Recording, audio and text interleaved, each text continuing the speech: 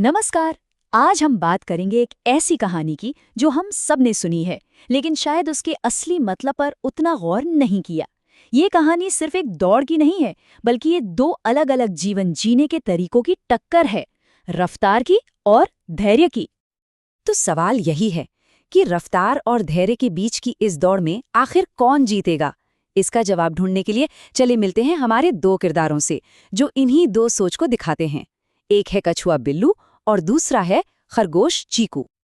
तो पहला हिस्सा, दो अलग किरदार। चलिए सबसे पहले मिलते हैं हमारे इन दोनों किरदारों से, जो एक बहुत बड़े मैदान में रहते थे। तो पहले है बिल्लू, कछुआ। बिल्लू का मानना था कि भाई सफलता कोई 100 मीटर की दौड़ नहीं, बल्कि एक मैराथन है। उसकी असली ताकत उसकी रफ्तार नहीं थी, नहीं, उसकी असली ताकत थी उसका धैर्य और लगातार मेहनत करने की आदत। और फिर आता है चीकू, खरगोश।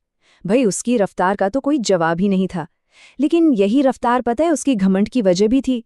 उसे अपनी काबिलियत पर कुछ ज्यादा ही भरोसा हो गया था।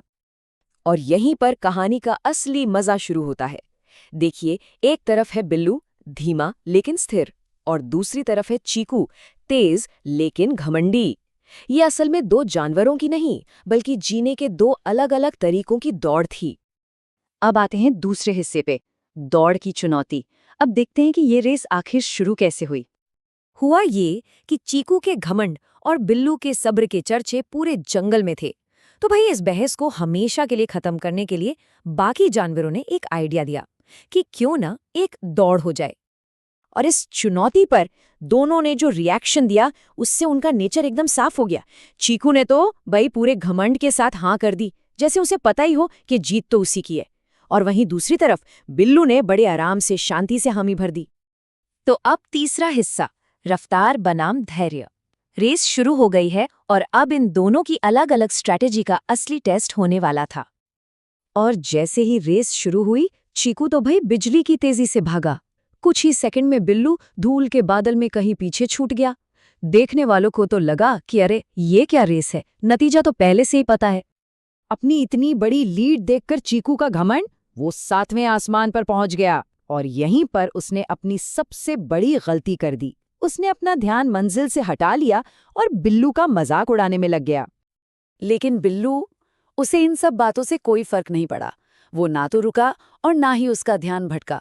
उसका पूरा फोकस सिर्फ एक चीज पर था, बस अगला कदम बढ़ाते रहना है मंजिल की तरफ। और अब आता है चौथा और सबसे अहम हिस्सा, धैर्य की जीत। यहीं पर कहानी में वो मोड़ आता है जहां सब कुछ बदल जाता है। तभी अचानक चीकू ने कुछ ऐसा देखा जिसने उसे हिलाकर रख दिया।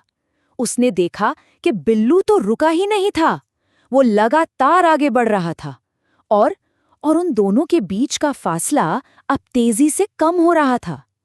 उसका जो आत्मविश्वास था ना, वो अब घबराहट में बदल रहा था।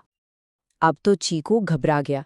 उसने अपनी बची खुची सारी ताकत लगाकर दौड़ना शुरू किया, लेकिन अब बहुत देर हो चुकी थी। बिल्लू की जो लगातार मेहनत थी ना, वो चीकू की आखिरी मिनट की तेजी पर भारी पड़ गई। और फिर वो हुआ जिसके बारे में किसी ने सोचा भी नहीं था। अपनी धीमी लेकिन लगातार चाल से बिल्लू ने फिनिश लाइन पार कर ली। आज धैर्य ने रफ्तार को हरा दिया था। चलिए अब आखिरी हिस्से पर आते हैं, कहानी की बड़ी सीख। क्योंकि दौड़ जीतने के बाद जो हुआ, असली सबक तो वहीं छिपा है। हारने के बाद चीकू का सारा घमंड चूर चूर हो गया। वो बिल्लू के पास गया और उसने सिर्फ अपनी गलती ही नहीं मानी, बल्कि ये भी माना कि उसने बिल्लू की मेहनत और उसके धैर्य की ताकत को बहुत बहुत कम समझा था। और बिल्लू ने देखिए अपनी जीत का कोई घमंड नहीं दिखाया। उसने बड़ी विनम्रता से चीकू को सफलता का असली मतलब समझाया। उसने कहा कि देखो, तेजी से एक दौड़ तो जीती जा सकती है, लेकिन असली कामयाबी एक पल में नहीं मिलती, वो तो लगातार कोशिश करते रहने से ही मिलती है। और बस यही इस पूरी कहानी का सार है, एक ऐसी सच्चाई जो आज भी उतनी ही पक्की है। असली जीत हमेशा उसकी नहीं होती जो सबसे तेज है, बल्कि उसकी होती है जो लगातार लगा रहता है। तो ये कहानी हमें एक बहुत ज़रूरी सवाल के साथ छोड़ जाती है। जिंदगी में ऐसी कौन सी जगहें हैं जहां हम सब खरगोश की तरह बस तेज भागने की कोशिश में लगे हैं, जबकि असली सफलता शायद कछुए की तरह धीरे धीरे और लगातार चलने में ही छिपी हो। इस पर सोचना तो बनता है।